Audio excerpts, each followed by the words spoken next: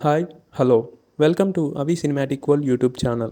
ప్రణవ్ సింగంపల్లి, షగ్నాశ్రీ వేణున్ జంటగా నటించిన చిత్రం ప్రభుత్వ జూనియర్ కళాశాల. శ్రీనాథ్ పులంకురం దర్శకత్వంలో వచ్చిన ఈ మూవీ ఈరోజే ప్రేక్షకుల ముందుకు వచ్చింది. ఇక ఈ మూవీ రివ్యూ విషయానికి వస్తే, ముందుగా కథ గురించి చెప్పాలి అంటే ఈ కథ 2004 నేపథ్యంలో సాగింది.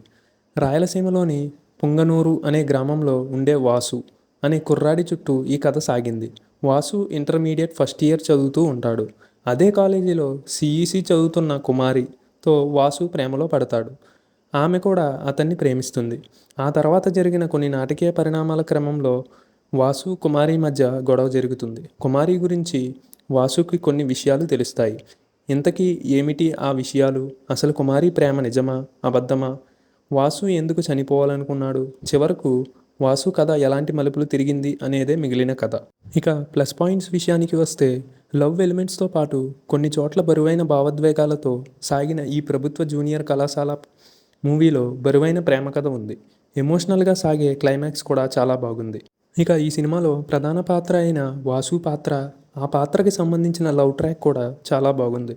ఇక ఈ సినిమాలో హీరోగా నటించిన ప్రణవ్ సింగంపల్లి తన లుక్స్ అండ్ ఫిజిక్ పరంగా తన పాత్ర మేరకు బాగా మెయింటైన్ చేశాడు. అలాగే తన రియలిస్టిక్ యాక్టింగ్తో ఆకట్టుకుంటూ ప్రణవ్ సింగంపల్లి ఈ సినిమాకే హైలైట్గా నిలిచాడని చెప్పవచ్చు. ఇక మైనస్ పాయింట్స్ విషయానికి వస్తే, ఈ మూవీ స్క్రీన్ ప్లే బాగా స్లోగా సాగుతుంది.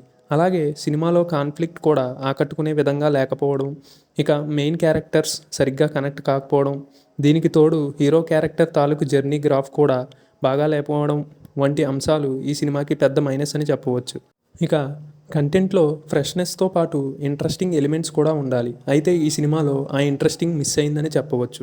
కథా కథనాల విషయంలో కొత్తదనం లేకపోవడం, అలాగే స్క్రీన్ ప్లే కూడా చాలా స్లోగా సాగడం వంటి అంశాలు ఈ సినిమాకి మైనస్ అయ్యాయని చెప్పవచ్చు.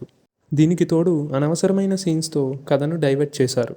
ఇక మొత్తంగా చూసుకున్నట్లయితే, ప్రభుత్వ జూనియర్ కళాశాల అంటూ వచ్చిన ఈ ఎమోషనల్ లవ్ డ్రామాలో కొన్ని ప్రేమ సన్నివేశాలు ఆకట్టుకున్నప్పటికీ ఈ సినిమా మాత్రం మెప్పించలేకపోయిందనే చెప్పవచ్చు.